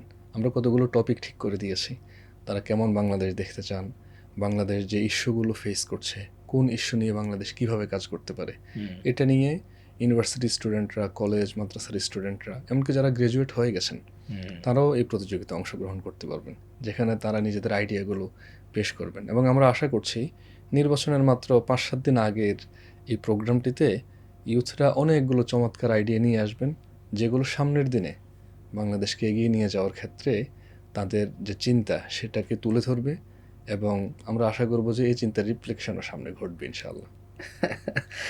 আপনি সারা দেশ যখন আসলে নির্বাচন নিয়ে ব্যস্ত, কিন্তু আপনি যতগুলো প্ল্যানের কথা বললেন, একেবারেই নির্বাচনের সন্নিকটে এই সময়টাতে আসলে মানে ইসলামী ছাত্র শিবির যে আমি হয়তো আমার জায়গা থেকে সার্টিফাইড করা কতটুকু যৌক্তিক অযৌক্তিক আমি জানি না, কিন্তু আমি বলতে বাধ্য হচ্ছি যে আসলে তারা যে আসলে একটা ইউনিক সংগঠন এবং আসলে শিক্ষার্থী বান্ধব এবং শিক্ষা ওরিয়েন্টেড কার্যক্রমে যে তাদের মূল ফোকাসের জায়গা, আমার মনে হচ্ছে আপনারা সেটাই আসলে প্রমাণ দিচ্ছেন যখন নির্বাচন সামনে। আমরা চেষ্টা করছি, এবং এই চেষ্টাটা এখন আমরা করছি এমন নয়, আমাদের চেষ্টারই লিগেসি আলহামদুলিল্লাহ তৈরি হয়েছে।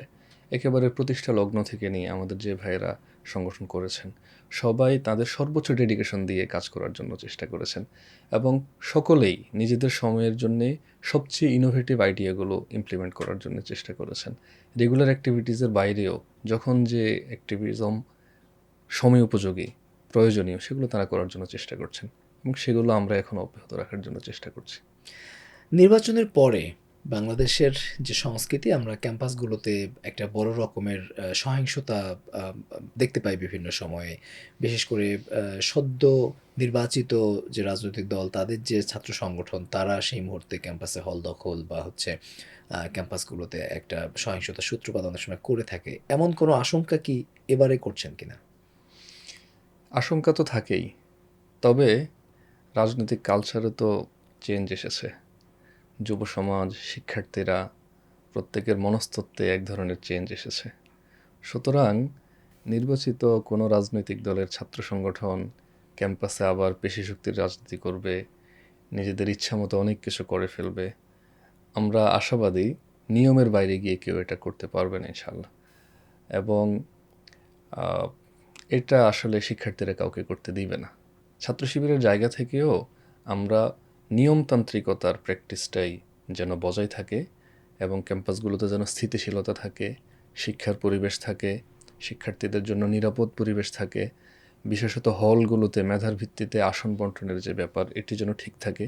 এই বিষয়গুলোতে আমরাও এগুলো যেন বজায় থাকে, এই ব্যাপারে আমাদের জায়গা থেকে সর্বোচ্চ ভূমিকা পালন করবো ইনশাআল্লাহ।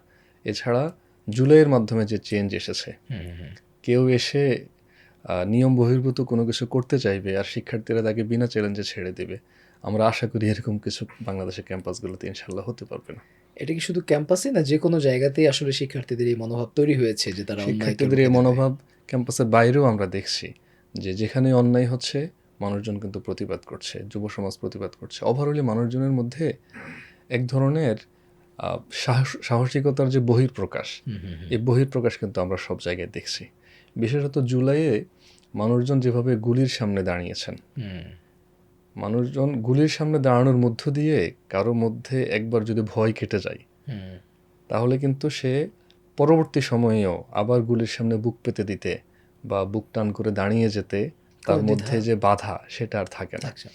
এই কারণে ক্যাম্পাসের বাইরেও মানুষজনের মধ্যে অন্যায়কে প্রতিহত করার, প্রতিরোধ করার, অন্যায়কে থামিয়ে দেওয়ার এই প্রবণতাটা আছে। সুতরাং শুধু ক্যাম্পাস নয়, আমরা আশা করি যে বাইরেও কেউ যদি অন্যায় কোনো কিছু করেন, সেই বিষয়গুলো ইনশাআল্লাহ ছাত্র জনতাই রুখে দিবে। আপনি আন্তর্জাতিক সম্পাদক হিসেবে নিশ্চয়ই পৃথিবীর বিভিন্ন জায়গাতে আপনি গিয়েছেন, ঘোরার সুযোগ হয়েছে, অথবা বড় বড় সামিটগুলো বলি, কনফারেন্সগুলো বলি, এই সকল জায়গাগুলোতে আপনার অংশগ্রহণের সুযোগ হয়েছে। আপনি সেখানকার দেশের সার্বিক চিত্রগুলো দেখেছেন, ছাত্রদের পড়াশোনার মান এবং তাদের পলিটিক্স, সেই বিষয়গুলো আপনি দেখেছেন নিশ্চয়ই। আপনি এতক্ষণ যে কথাগুলো বললেন, যে আলোচনা করেছেন, সেখানে আপনার সেই সফরের একটি প্রতিচ্ছবি বা আপনার সেই অভিজ্ঞতার প্রতিচ্ছবি আমরা আপনার কথায় পেয়েছি। তারপর আমি স্পেসিফিক জানতে চাই, আপনি এখন অবধি যে দেশগুলো সফর করেছেন শিবিরের আন্তর্জাতিক সম্পাদক হিসেবে, সেই দেশগুলো সফর করতে গিয়ে আপনি স্পেসিফিক কি কি শিক্ষা আসলে পেয়েছেন? একটু মোটা দাগে যদি আমাদেরকে দু একটা শিক্ষার কথা বলেন। আমি এ পর্যন্ত বেশ কয়েকটি দেশে যাওয়ার সুযোগ পেয়েছি এবং প্রতিটি দেশে গিয়েই নতুন নতুন বিষয়ও শেখার সুযোগ হয়েছে। যদি একটা দেশ বলি, যেমন তুরস্ক। হুম। আমি প্রথম তুরস্কে গিয়েছিলাম দেশের বাইরে। তুরস্ক তো একটা সময়ে ইউরোপের রুগ্ন মানুষ হিসেবে পরিচিত ছিল, হ্যাঁ। অথচ এরদোয়ানের দৃঢ় নেতৃত্বে তুরস্ক ঘুরে দাঁড়িয়েছে এবং পুরো তুরস্কের চিত্রই এখন চেঞ্জ হয়ে গেছে। আমরা তুরস্কে 10 দিনের মতো ছিলাম। ওখানে 2টা কনফারেন্সে আমরা অংশ নিই। কনফারেন্সের বাইরেও আমরা তুরস্কের বড় শহর ইস্তানবুল, আঙ্কারা, কোনিয়ায় ভ্রমণ করেছিলাম। তুরস্কের হচ্ছে যে ট্রান্সপোর্ট সিস্টেম, অর্থাৎ একেবারে লোকাল বাস, দূরপাল্লার বাস, হাই স্পিড ট্রেন, এরপরে হচ্ছে মেট্রো রেল, ডোমেস্টিক ফ্লাইট, সব ধরনের পরিবহনও আমাদের চড়ার সুযোগ হয়েছে। এবং তুরস্কের রাজধানী থেকে নিয়ে সবচেয়ে আধ্যাত্মিক শহর, সবগুলো জায়গায় আমাদের যাওয়ার সুযোগ হয়েছে।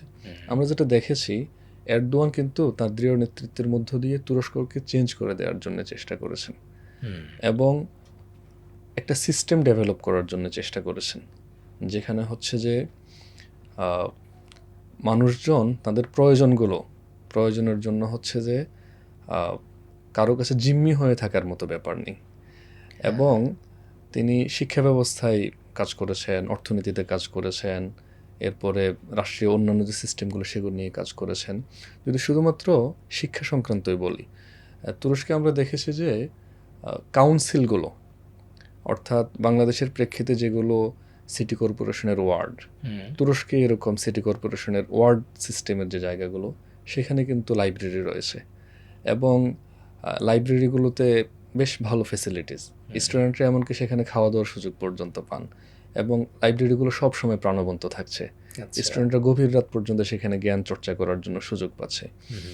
এরপরে লাইব্রেরির প্রসঙ্গ যেহেতু আসলে বলি, আঙ্কারাতে এরদোয়ান একটি বড় লাইব্রেরি প্রতিষ্ঠা করেছেন, তুরস্কের সবচেয়ে বড় লাইব্রেরি, এবং এটি এখন ওয়ার্ল্ড র্যাঙ্কিংয়েও শীর্ষস্থানীয়। তো সেই লাইব্রেরিতে এমনকি একজন স্টুডেন্ট, উনি হচ্ছে যে দুপুর কিংবা রাতের খাবার সেখানেই খাওয়ার ব্যবস্থা করা হয়েছে। এরপরে লাইব্রেরিতে একজন স্টুডেন্ট পড়াশোনা শেষ করার পরে, স্টুডেন্ট মিনস যে কোনো পাঠক, উনি আবার যে ওনার বাসায় ফিরবেন সেই সিকিউরিটি কিন্তু তারা এনশিওর করেছেন। আমরা যখন আঙ্কারাতে ছিলাম, ওই সময় আঙ্কারে একটা বোমা হামলা হয়। বোমা হামলার কারণে আমরা আমাদের মুভ করার ক্ষেত্রে একটু অসুবিধার মধ্যেও পড়েছিলাম। অসুবিধার মধ্যে পড়লেও মানে একটা বোমা হামলা হয়ে গেছে, এরপরেও মানুষজনের মধ্যে যে একটা ভীতির পরিবেশ, সবকিছু স্টপ হয়ে যাওয়া, এরকম কিছু না। ওনারা কিন্তু বাকি জায়গাগুলোতে সিকিউরিটি এনশিওর করার জন্য চেষ্টা করেছেন। এরপরে আমাদের দেশে আমরা যখন এয়ারপোর্টে যাই, তখন হয়তো আমাদের বডি স্ক্যান কিংবা আমাদের সাথে যেসব জিনিসপত্র থাকে এগুলো স্ক্যান করে আমাদেরকে এয়ারপোর্টের ভেতরে ঢুকতে হয়। তুরস্কে এমনকি কেউ যদি রেলে চড়তে চায়, হাই স্পিড ট্রেনে চড়ার আগেও ওই স্ক্যানিং সিস্টেম ওনাকে পার করে যেতে হয়। আমার এখনো মনে আছে, আমাদের একজন ভাইয়ের সাথে সম্ভবত কেচি ছিল, কেচি ছিল, উনি হচ্ছে সাথে করে নিয়ে গেছিলেন। ওটা ওই স্ক্যানারে ধরা পড়ে যায়। ওই কেচি নিয়ে পর্যন্ত ওনাকে ভেতরে ঢুকতে দেওয়া হয় না, কেচিটা রেখে দেওয়া হয়। তো ওনারা কিন্তু সিকিউরিটি এনশিওর করার জন্য চেষ্টা করেছেন সবগুলো জায়গায়, মানুষজন যেন নির্ভয়ে চলাফেরা করতে পারে। এরপরে হাই স্পিড ট্রেনের যে সিস্টেম, অনেক ক্ষেত্রে বলা চলে একটা শহর থেকে আরেকটা শহরে কেউ যদি এয়ারে যাতায়াত করেন, ওনার জন্য যে সময় ব্যয় হবে, হাই স্পিড ট্রেনে গেলে এটাই ওনার জন্য বেশি সাশ্রয়ী, কারণ এয়ারপোর্ট শহর থেকে দূরে, ওনার একটা নির্দিষ্ট সময় আগে এয়ারপোর্টে পৌঁছতে হয়, আবার যে এয়ারপোর্টে নামবেন ওখান থেকে শহর পর্যন্ত আসার ব্যাপার আছে। কিন্তু হাই স্পিড ট্রেনের স্টেশন তো হচ্ছে শহরের ভেতরেই, উনি ওখান থেকে মাত্র কয়েক ঘন্টা ব্যবধানে কয়েকশো কিলোমিটার সফর করে ফেলতে পারছেন। এরকম অনেকগুলো ব্যাপার, যে যে দেশটা ইউরোপের রুগ্ন মানুষ হিসেবে পরিচিত ছিল সেই দেশটাকে একটা সিস্টেমের মধ্য দিয়ে এরদোয়ান নিয়ে এসেছেন তার দৃঢ় নেতৃত্বের মধ্য দিয়ে। আমরা বসফরাস প্রণালী সফর করেছিলাম, ওই বসফরাস প্রণালীর চিত্র নাকি এরদোয়ান আসার আগে বাংলাদেশের এখনকার বুড়িগঙ্গার মতো ছিল। ওখানে আমাদের যেসব ভাইরা দীর্ঘদিন ধরে আছেন তারা বলছিলেন। আচ্ছা, কিন্তু এরদোয়ান যখন মেয়র হন ইস্তানবুল শহরের, তখন গিয়ে কিন্তু উনি এটা নিয়ে কাজ করেছেন, এবং এখন বসফরাস হচ্ছে খুব স্বচ্ছ চমৎকার, নদীর পানি। খুবই খুবই চমৎকার। এবং ইস্তানবুলে যারা যান সাধারণত বসফরাস ভ্রমণ করার জন্য চেষ্টা করেন। এবং তাহলে আমাদের বসফরাসের সাথে তো- বাংলাদেশে আমিরি জামাত সম্প্রতি যে কথাটি বলেছেন যে আসলে ঢাকায় যারা নির্বাচিত হবেন বছরে তাদেরকে ঢাকার আশেপাশে যে খালগুলো বা নদী আছে সেখানে অন্তত 4 বার গোসল করতে হবে। এহসানুল মাহমুদ জুবাইর ভাই কথাটি বলেছিলেন যে মানে ঢাকা শহরের মেয়রকে যদি বুড়িগঙ্গা নদীতে গোসল করার কর্মসূচি দেওয়া হয় হ্যাঁ। তাহলে বুড়িগঙ্গা ঠিক হয়ে যাবে। ঠিক হয়ে যাবে। এক্স্যাক্টলি। আসলে মানে যদি নির্বাচিত প্রতিনিধিরা পাশের যে খাল হ্যাঁ। কিংবা নদী সেখানে যদি সত্যি গোসল করতে হয়, ওনারা কিন্তু ওটা গোসল করার মতো করেই উপযোগী করে নেবেন। রাইট। এবং ওই যে বুড়িগঙ্গার মতো যে বসফরাস প্রণালী ছিল সেটা কিন্তু মানে এখন খুবই চমৎকার। এরপরে এই যে রাজনৈতিক যারা নেতৃবৃন্দ, অনেক সময় দেখা যায় যে তারা নিজেদের দেশে চিকিৎসা নেন না, হ্যাঁ, তারা বাইরে গিয়ে চিকিৎসা নেন। কিন্তু তুরস্কের যে সিস্টেম, ওনারা হেলথ সেক্টরে বেশ ভালো করেছেন।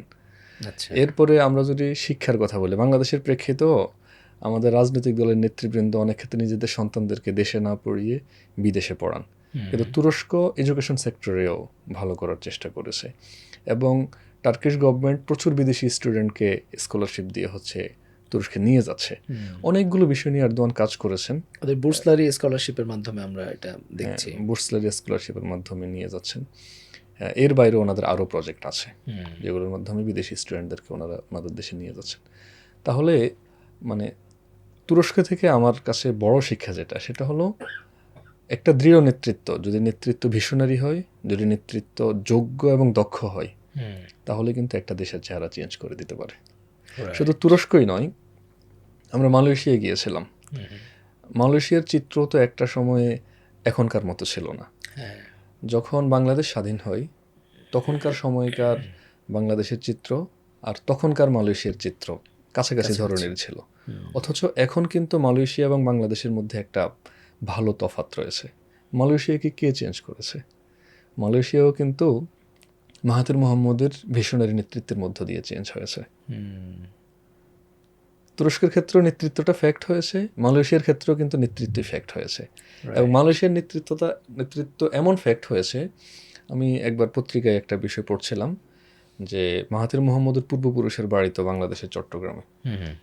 তো বাংলাদেশি স্টুডেন্টদের প্রতি স্বাভাবিকভাবে উনি নিজের ফিলিংসটা। হ্যাঁ, তো উনি বাংলাদেশি স্টুডেন্টরা যদি ওনাকে কোনো প্রোগ্রামে দাওয়াত করতো তাহলে উনি আসার চেষ্টা করতেন। একবার বাংলাদেশি স্টুডেন্টরা ওনাকে একটা প্রোগ্রামে দাওয়াত করেন, তখন উনি দুঃখ করে বলছিলেন, আমি যখন প্রথম প্রাইম মিনিস্টার হই তখন আমার দেশ থেকে স্কলারশিপ দিয়ে তোমার দেশে স্টুডেন্ট পাঠাতাম পড়াশোনা করার জন্য, আর এখন তোমরা বাংলাদেশ থেকে স্কলারশিপ নিয়ে মালয়েশিয়াতে পড়তে আসছো, তোমরা তোমাদের পড়াশোনার শিক্ষার যে মান এটার উন্নয়ন করা দূরের কথা, বরং তোমাদের শিক্ষার যে মান ছিল সেটাও তোমরা ধরে রাখতে পারোনি। মাহাথির মোহাম্মদ বলছিলেন। তার মানে মাহাথির মোহাম্মদ কিন্তু মালয়েশিয়ার এডুকেশন সেক্টরের চিত্র চেঞ্জ করে দিয়েছেন। এবং মালয়েশিয়ার নিজেদের যে ইঞ্জিনিয়ারিং ক্যাপাসিটি সেটার ডেভেলপমেন্ট হয়েছে, মালয়েশিয়ার কমিউনিকেশন সিস্টেম সব কিছু ডেভেলপমেন্ট উনি করার চেষ্টা করেছেন। এরপর আমরা শ্রীলঙ্কায় গিয়েছিলাম। শ্রীলঙ্কায় যাওয়ার সময় আমাদের এক্সপেকটেশন একটু কম ছিল। আচ্ছা, এক্সপেকটেশন কম ছিল কেন? আমাদের কাছে মনে হয়েছিল যে শ্রীলঙ্কা হয়তো বাংলাদেশের মতোই কিংবা বাংলাদেশের চেয়ে হয়তো অনুন্নত হতে পারে ওখানকার সিনারিও। এমনকি শ্রীলঙ্কার রাজধানী কলম্বোতেও আমরা দেখলাম যে ওখানকার ট্রাফিক সিস্টেমও চমৎকার। মানুষজন নিজেদের মতো করে রাস্তা পার হন না, ট্রাফিক সিগন্যালের অপেক্ষা করেন, কিংবা কেউ যদি রাস্তা পার হতে চান উনি প্রথমে একটা সুইচ টিপলে হচ্ছে যে লাল বাতি জ্বলে, তখন গাড়ি থেমে যায়, এরপর উনি রাস্তা পার হন, এরকম সিস্টেম। আচ্ছা। কিন্তু আমরা কিন্তু আমাদের দেশে সেই ট্রাফিক সিস্টেম ডেভেলপ করতে পারিনি। এখনও আমাদের দেশে ট্রাফিকরাও হাত দিয়ে গাড়ি কন্ট্রোল করতে হয়, আবার পথচারীরাও হাত দেখিয়ে রাস্তা পার হয়ে যাওয়ার প্রবণতা রয়েছে। এখন এই দেশগুলো এক ধরনের সিস্টেম ডেভেলপ করেছে, যেটা আমরা আমাদের দেশে পারিনি। পাকিস্তানে হচ্ছে ওনারাও ট্রান্সপোর্ট সিস্টেম নিয়ে বেশ কাজ করেছেন। ওনাদের হচ্ছে এক শহর থেকে আরেক শহরে যাওয়ার জন্য আলাদা মহাসড়ক ওনারা তৈরি করেছেন। মহাসড়কগুলো বেশ উঁচু এবং এখানে হচ্ছে যে গাড়ি বলা চলে 180-200 কিলোমিটার গতিতেও চলতে পারে, ঘন্টায় 180 কিলো কিংবা 200 কিলো গতিতে চলতে পারে। মাত্র কয়েক ঘন্টার মধ্যে দীর্ঘ পথ অতিক্রম করে ফেলার সুযোগ হচ্ছে সেখানে আছে। তো বাংলাদেশে আমরা এক্সপ্রেসওয়ে করছি, আবার এক্সপ্রেসওয়েগুলোও অনেক ক্ষেত্রে হচ্ছে যে জনপদের মাঝখান দিয়ে এমনভাবে যে ওখানে হচ্ছে যে সাধারণ মানুষজনের চলাফেরা অনেক ক্ষেত্রে একটু কঠিন হয়ে পড়ে। তো এই জায়গাটাতে কিন্তু আমাদের কাজ করার সুযোগ আছে। এই যে কমিউনিকেশন সিস্টেমে, ট্রাফিক সিস্টেম বলি আমরা, কিংবা হচ্ছে যে কমিউনিকেশনকে আরও ইজি করা, প্রধান শহরগুলোর যোগাযোগ ব্যবস্থা আরও সহজ করা, বিশেষত বাণিজ্যিক শহর যেগুলো, মাঝখানের পণ্য পরিবহন যেন সহজ হয়, তো এই বিষয়টা সহজ করা। আমি যে কয়েকটা দেশে গেছি, সবগুলো দেশেই মোটামুটি দেখেছি যে ওনারা কমিউনিকেশন সিস্টেম নিয়ে বেশ কাজ করেছেন, এবং ওখানকার হচ্ছে ট্রাফিক ম্যানেজমেন্ট সিস্টেমও ওনারা বেশ চমৎকার করেছেন। আমাদের দেশে আমাদের এটা নিয়ে কাজ করার সুযোগ রয়েছে। আসলে কাজের তো শেষ নেই, এবং প্রত্যেকটা সেক্টরেই আমাদের দেশে কিন্তু ডেভেলপমেন্টের সুযোগ অনেক আছে, এখানে রিফরমেশনের সুযোগ আছে। এবং ইনফ্যাক্ট এই কাজগুলো হয়তো আপনি বিভিন্ন দেশে ঘুরে ঘুরে যখন দেখেছেন, তখন সরেজমিনে দেখবার ফলে অনেক বেশি পরিষ্কার হয়েছে যে আসলে ঠিক কোন কোন জায়গায়, কোন কোন এরিয়ায় আমাদের আসলে সংস্কারের সুযোগগুলো রয়েছে। এখানে আমার একটা বিষয় মনে হয়, সেটা হলো আমাদের যারা নেতৃবৃন্দ, অর্থাৎ যারা এমপি মন্ত্রী বিভিন্ন সময় ছিলেন হন, জি, তারা কিন্তু এই দেশগুলোতে সফর করেন, এবং মানে উন্নত বিশ্বের অনেক দেশে তারা কিন্তু সফর করেন। সেম বিষয়গুলো কেন বাংলাদেশে ইমপ্লিমেন্ট হয় না? আমার কাছে মনে হয় আমাদের নেতৃত্ব যদি আরও দেশপ্রেমিক হয়, নেতৃত্ব যদি যা কিছুই আমাদের শেখেন না কেন, এখানে একটা বিষয় কি, আমাদের সফরগুলো, আপনি যেমন আসলে বিভিন্ন দেশের কথা বললেন, এক একটা দেশ ঘুরে ঘুরে আপনি কি শিক্ষা পেয়েছেন, আপনি কিন্তু সেই জায়গাটা অনেকটা বর্ণনা করার ট্রাই করেছেন যে আসলে কমিউনিকেশনের জায়গাটা, শিক্ষার জায়গাটা। কিন্তু আমরা আসলে বিগত সময়টাতে দেখেছি যে আমাদের দেশের নেতৃবৃন্দ বিদেশে সফর করতে যান, কিভাবে হাউ টু সুইম, কিভাবে সাঁতার শিখতে হবে, কিভাবে খিচুড়ি রান্না করতে হবে, আমরা দেখেছি এগুলো।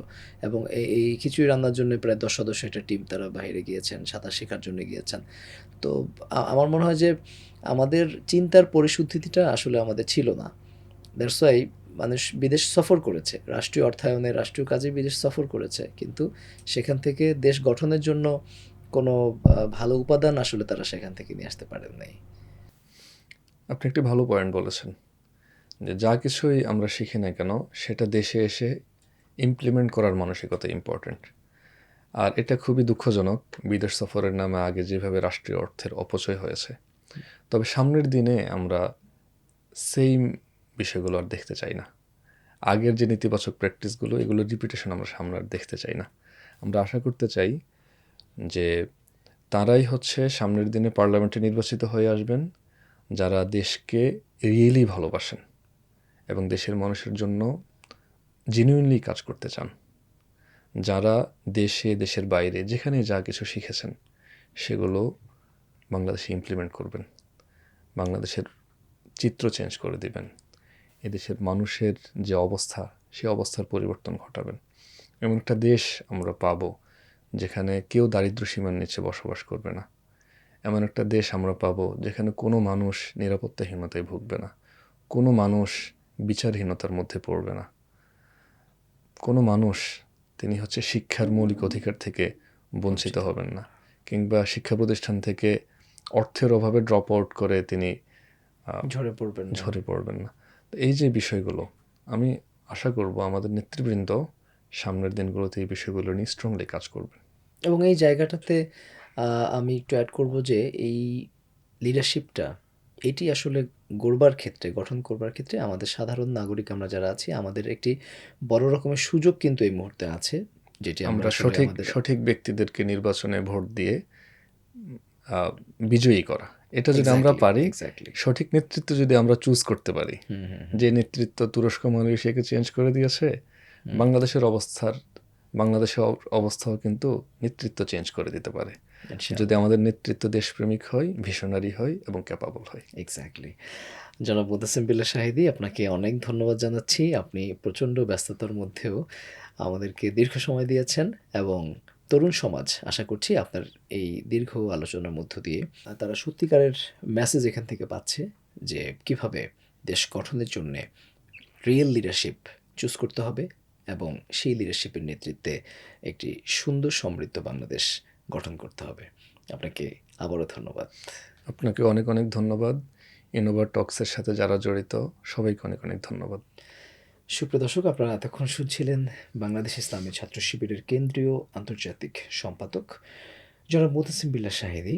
তিনি কেন্দ্রীয় আন্তর্জাতিক সম্পাদকের দায়িত্ব পালন করতে গিয়ে পৃথিবীর নানা দেশ ঘুরে যে অভিজ্ঞতা অর্জন করেছেন, সেই অভিজ্ঞতার আলোকে আমাদের তরুণ সমাজ কিভাবে বাংলাদেশকে পাল্টে দিতে পারে, কিভাবে বাংলাদেশকে আধুনিক সমৃদ্ধ হিসেবে একটি দেশ গঠন করবার জন্যে কী ভূমিকা পালন করতে পারে, সেই দিক নির্দেশনা, সেই আলোচনা, সেই অভিজ্ঞতা আমাদের আজকের এই পডকাস্টে তিনি শেয়ার করেছেন। আশা করছি পুরো পডকাস্টটি আপনারা উপভোগ করেছেন।